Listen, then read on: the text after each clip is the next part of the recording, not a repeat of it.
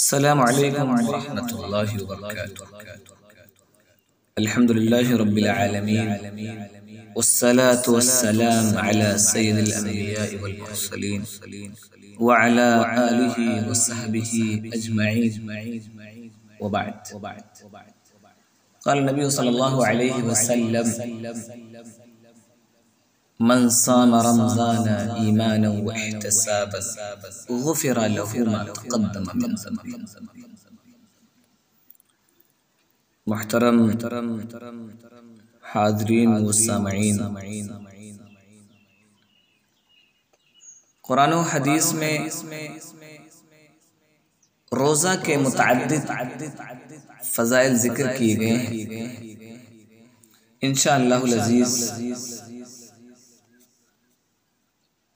آج کے اس لیکچر میں، اس تقریر میں آپ کو قرآن و حدیث کے کچھ فضائل بتاؤں گا تاکہ آپ کو معلوم ہو کہ روزے کی فضیلت کیا ہے، روزہ رکھنا کتنا بڑا ثواب کا کام ہے۔ تو آئیے ہم ایک ایک کر کے آپ کے سامنے اس کے فضیلتوں کو لائیں گے۔ سب سے پہلی فضیلت روزے کی یہ ہے کہ روزہ رکھنے والوں سے اللہ رب العالمین مغفرت اور اجر عظیم کا وعدہ فرمایا۔ اللہ تعالیٰ نے روزے داروں سے مغفرت اور اجر عظیم کا وعدہ فرمایا۔ اللہ رب العالمین نے قرآن مجید کی سورۃ الاحزاب کی آیت نمبر 35 میں ارشاد فرمایا: ان المسلمین والمسلمات والمؤمنین والمؤمنات والقانتین والقانتات والصادقین والصادقات والصابرین والصابرات والخاشعین والخاشعات والمتصدقین والمتصدقات والصائمین والصائمات والحافظین فروجهم والحافظات والذاکرین اللہ کثیرا والذاکرات اعد اللہ لهم مغفرة واجرا عظیما۔ اللہ رب العالمین روزے داروں سے مغفرت اور اجر عظیم کا وعدہ فرماتے ہوئے کہہ رہا ہے: ان المسلمین والمسلمات والمؤمنین والمؤمنات، بے شک مسلمان مرد اور مسلمان عورتیں، مومن مرد اور مومن عورتیں، فرما برداری کرنے والے مرد اور فرما برداری کرنے والی عورتیں، راست باز مرد اور راست باز عورتیں، صبر کرنے والے مرد اور صبر کرنے والی عورتیں، عاجزی کرنے والے مرد اور عاجزی کرنے والی عورتیں، والمتصدقین والمتصدقات، صدقہ کرنے والے مرد اور صدقہ کرنے والی عورتیں، والصائمین والصائمات، روزہ رکھنے والے مرد اور روزہ رکھنے والی عورتیں، والحافظین فروجهم والحافظات، اور اپنی شرم گاہ کی حفاظت کرنے والے مرد اور حفاظت کرنے والی عورتیں، والذاکرین اللہ کثیرا والذاکرات، اور بکثرت اللہ کا ذکر کرنے والے مرد اور ذکر کرنے والی عورتیں، ان سب کے لیے اللہ تعالیٰ نے مغفرت اور بڑا ثواب تیار کر رکھا ہے۔ اسی طرح ہمارے نبی جناب عربی محمد رسول اللہ صلی اللہ علیہ وسلم کا بھی ارشاد ہے روزے کی فضیلت کے بارے میں: من صام رمضان ایمانا واحتسابا غفر له ما تقدم من ذنبه، جس نے حالت ایمان میں اللہ سے حصول ثواب کی نیت سے اللہ کی رضا کے لیے رمضان مبارک کے روزے رکھے، اس کے سابقہ گناہ معاف کر دیے جاتے ہیں۔ متفق علیہ۔ ایمانا و احتسابا کا مفہوم کیا ہے؟ ایمانا و احتسابا کا مفہوم یہ ہے کہ وہ نیت صادقہ اور یقین کامل کے ساتھ محض اللہ تعالیٰ کی رضا اور اس کے ثواب کو حاصل کرنے کی خاطر دل کی خوشی کے ساتھ روزوں کو بوجھ سمجھ کر نہیں بلکہ رمضان المبارک کے ایام کو غنیمت تصور کرتے ہوئے روزہ رکھے۔ اگر وہ اس کیفیت کے ساتھ روزے رکھے گا، اس کے سابقہ گناہ معاف کر دی جائے گی۔ یہ ہوئی پہلی فضیلت۔ روزے کی دوسری فضیلت جو ہے وہ یہ ہے کہ روزے کا اجر صرف اللہ تعالیٰ کو معلوم۔ حضرت ابو ہریرہ رضی اللہ عنہ راوی ہیں، وہ کہتے ہیں اللہ کے رسول صلی اللہ علیہ وسلم نے ارشاد فرمایا کل عمل ابن آدم یضاعف الحسنۃ بعشر امثالها الى 700 ضعف قال الله عز وجل الا الصوم فانه لي وانا اجزي به يدع شهوته وطعامه من اجلي۔ ابن آدم کا ہر نیک عمل کئی گنا تک بڑھا دیا جاتا ہے، ایک نیکی 10 نیکیوں کے برابر، حتیٰ کہ 700 گنا تک بڑھا دی جاتی ہے۔ الى 700 ضعف قال اللہ عز وجل، اللہ رب العالمین حدیث قدسی میں فرماتا ہے الا الصوم فانه لي، سوائے روزے کے جو کہ صرف میرے لیے ہے، وانا اجزی بھی، اور میں ہی اس کا بدلہ دوں گا۔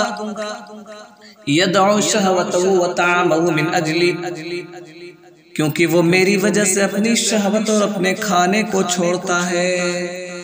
مسلم کی روایت۔ الا الصوم فانه، کیا مطلب؟ سوائے روزے کے جو کہ صرف میرے لیے ہوتا ہے، اس سے مراد یہ ہے کہ مومن کے باقی نیک اعمال مثلا نماز، صدقہ، ذکر وغیرہ تو ظاہری ہوتے ہیں اور فرشتے انہیں نوٹ کر لیتے ہیں، جبکہ روزہ ایسا عمل نہیں ہے جو ظاہر ہو، بلکہ صرف نیت کرنے سے انسان روزے کی حالت میں چلا جاتا ہے، اور نیت کا علم سوائے اللہ کے کسی کو نہیں، حتیٰ کہ فرشتے بھی نہیں جانتے۔ اس لیے اللہ تعالیٰ نے فرمایا روزہ صرف میرے لیے ہے، اور اس کا بدلہ بھی میں ہی دوں گا۔ اور شاید یہی وجہ ہے کہ رسول اللہ صلی اللہ علیہ وسلم نے روزے کو بے مثال عمل قرار دیا۔ حضرت ابو امامہ رضی اللہ عنہ بیان کرتے ہیں میں رسول اللہ صلی اللہ علیہ وسلم کی خدمت میں حاضر ہوا اور عرض کیا اللہ کے رسول مجھے کوئی حکم دے جس پر میں عمل کروں، اور ایک روایت میں ہے مجھے کوئی ایسا عمل بتائے جس کے ساتھ اللہ تعالیٰ مجھے نفع پہنچائے، اور ایک روایت میں یوں ہے کہ مجھے کسی ایسے عمل کا حکم دے جو مجھے جنت میں داخل کر دے۔ تو اللہ کے رسول صلی اللہ علیہ وسلم نے فرمایا علیک بالصیام فإنہ لا عدل لہ، تم روزہ رکھا کرو کیونکہ اس کے برابر کوئی عمل نہیں، یعنی شہوت کو ختم کرنے، نفس امارہ اور شیطان کا مقابلہ کرنے میں اجر و ثواب میں روزے جیسا کوئی ہے۔ اور چونکہ روزے کا اجر و ثواب بہت زیادہ ہے، اس کی مقدار کا علم صرف اللہ تعالیٰ کو ہے، اسی لیے روزہ دار جب قیامت کے روز اللہ تعالیٰ سے ملے گا، اسے اللہ تعالیٰ روزے کا اجر و ثواب دے گا، اسے بے انتہا خوشی ہوگی، جیسا کہ رسول اللہ صلی اللہ علیہ وسلم نے ارشاد فرمایا للصائم فرحتان یفرحہما اذا افطر فرح واذا لقی ربہ فرح بصومہ۔ روزے دار کے لیے دو خوشیاں ہیں، there are two pleasures for the fasting person، روزے دار کے لیے دو خوشیاں ہیں، اذا افطر فرح، one at the time of breaking his fast، اذا افطر فرح ایک اس وقت ہے جب وہ افطاری کرتا ہے، جب اس کے افطاری کا وقت آتا ہے، and the other at the time when he will meet his Lord، اور دوسرا اس وقت جب وہ اپنے رب سے ملاقات کرے گا تو اس وقت خوش ہوگا۔ یہ ہوئی دوسری فضیلت۔ اسی طرح روزے کی تیسری فضیلت یہ ہے کہ روزہ ڈھال ہے۔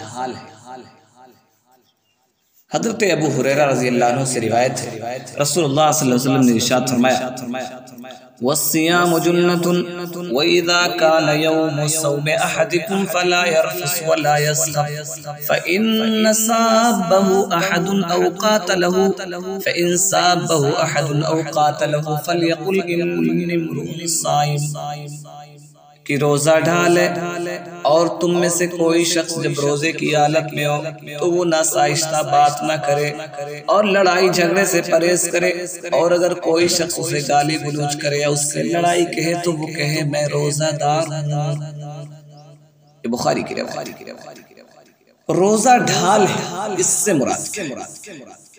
روزہ ڈھال ہے سے مراد یہ ہے کہ روزہ شہوات اور گناہوں سے روکتا ہے اور اسی طرح جہنم سے بھی بچاتا ہے، جیسا کہ رسول اللہ صلی اللہ علیہ وسلم کا ارشاد ہے الصیام جنۃ من النار کجنۃ احدکم من القتال، کہ روزہ جہنم کی آگ سے ویسے ہی ڈھال ہے جیسا تم میں سے کوئی شخص جنگ سے بچنے کے لیے ڈھال لیتا ہے، اسی طرح روزہ ڈھال ہے۔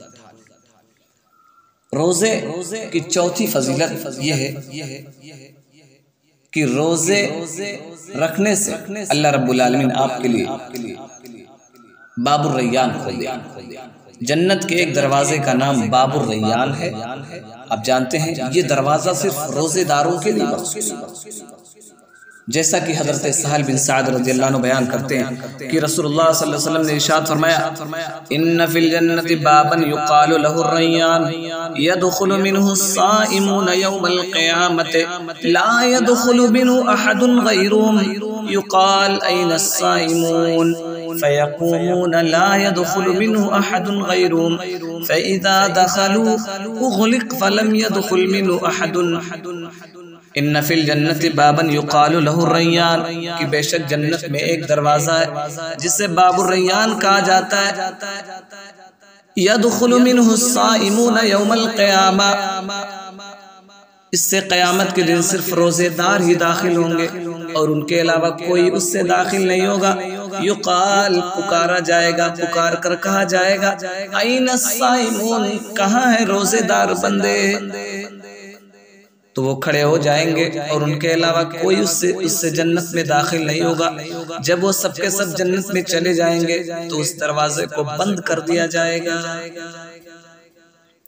اسی طریقے سے حضرت ابو ہریرہ رضی اللہ عنہ سے روایت ہے کہ رسول اللہ صلی اللہ علیہ وسلم نے ارشاد فرمایا من انفق زوجین فی سبیل اللہ نودی من ابواب الجنہ، جو شخص اللہ کے راستے میں جوڑا ایک نہیں بلکہ 2 خرچ کرتا ہے اسے جنت کے دروازوں سے پکارا جائے گا یا عبداللہ ھذا خیر، اے اللہ کے بندی یہ دروازہ تمہارے لیے بہتر ہے، لہذا نمازی کو باب الصلاۃ سے پکارا جائے گا فمن کان من اہل الصلاۃ دعی من باب الصلاۃ ومن کان من اہل الجہاد دعی من باب الجہاد ومن کان من اہل الصیام دعی من باب الریان ومن کان من اہل الصدقۃ دعی من باب الصدقہ۔ نمازی کو باب الصلاۃ سے پکارا جائے گا، مجاہد کو باب الجہاد سے پکارا جائے گا اور روزے دار کو باب الریان سے پکارا جائے گا اور صدقہ کرنے والے کو باب الصدقہ سے پکارا جائے گا۔ حضرت ابو بکر رضی اللہ عنہ نے کہا اے اللہ کے رسول میرے ماں باپ آپ پر قربان ہوں، جس شخص کو ان تمام دروازوں سے پکارا جائے گا تو اسے کسی چیز کی ضرورت نہیں ہوگی، تو کیا کوئی ایسا شخص بھی ہوگا جسے ان تمام دروازوں سے پکارا جائے گا؟ اللہ کے نبی صلی اللہ علیہ وسلم نے کہا نعم وارجو ان تکون منہم، ہاں مجھے امید بھی ہے کہ آپ بھی انہیں لوگوں میں سے ہوں گے۔ یہ ہوئی روزے کی چوتھی فضیلت۔ آئیے ہم دیکھتے ہیں روزے کی 5ویں فضیلت کیا ہے۔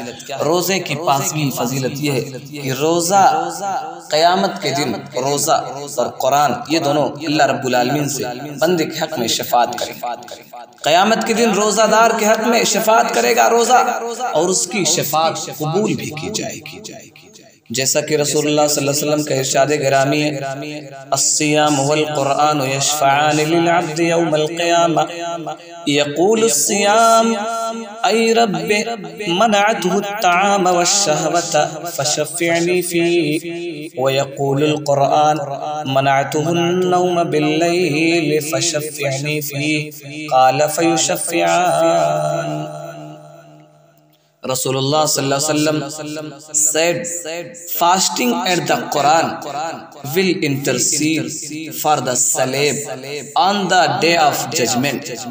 Fasting will say, oh my Lord, I prevented him from food and desires, so accept my intercession for him. And the Quran will say, I prevented him from sleep during the night, so accept my intercession for him. Thus they will intercede.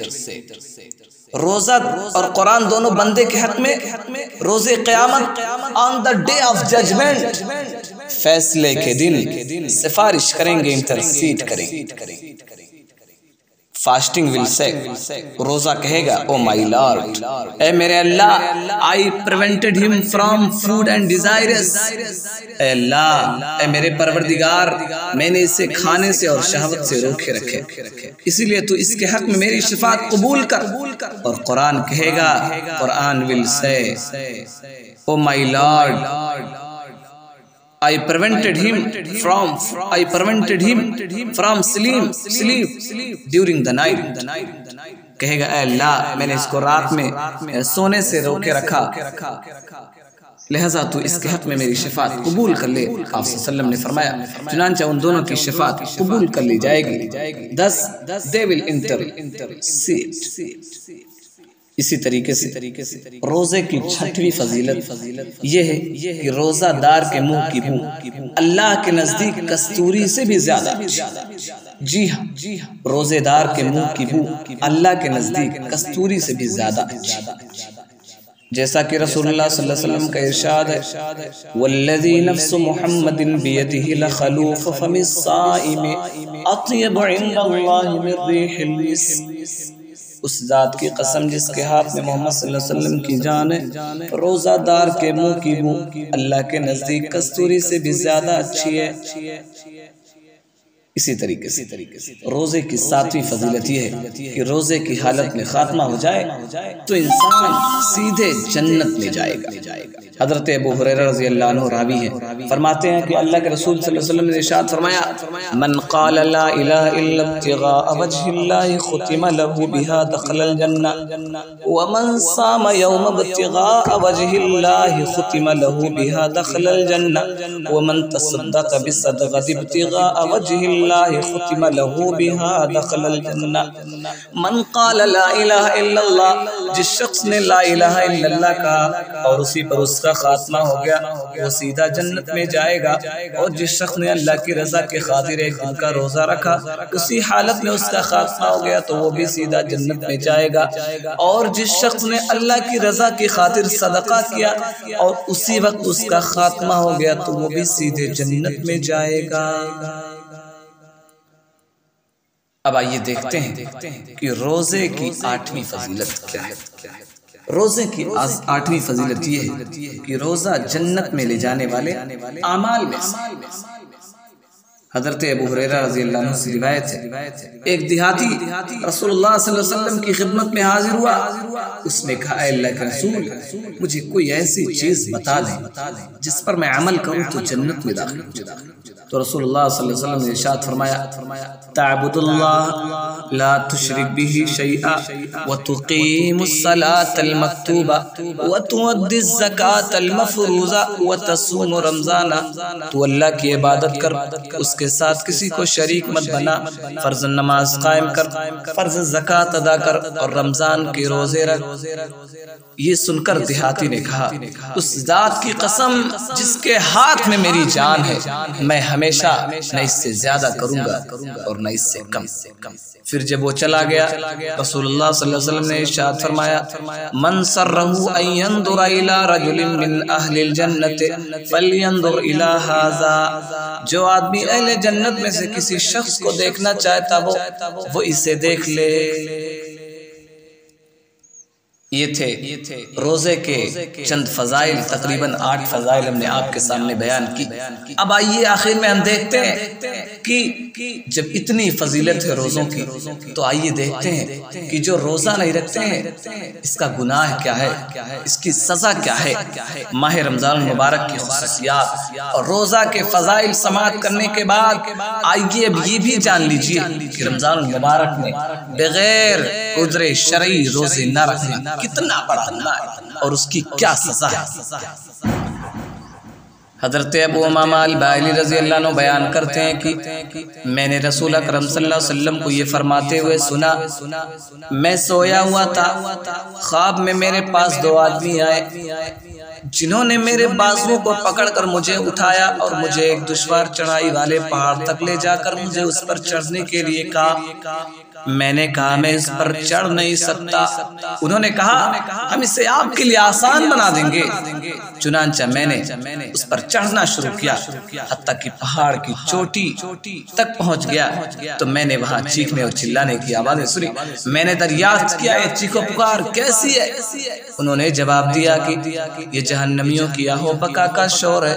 پھر مجھے اس سے آگے لے جایا گیا جہاں میں نے کچھ لوگوں کو الٹا لٹکے ہوئے دیکھا جن کی باچھیں چیر دی گئی تھی اور اس سے خون بہ رہا تھا۔ میں نے پوچھا یہ کون لوگ ہیں؟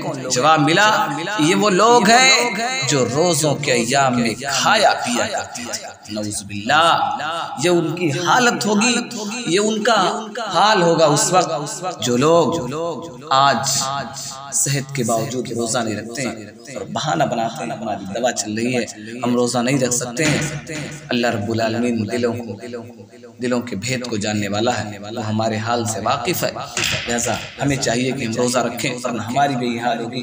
آخر میں اللہ رب العالمین سے دعا ہے کہ ہمیں رمضان المبارک کی تمام برکات کو سمجھنے کی توفیق عطا فرما۔ آمین۔ وآخر دعوانا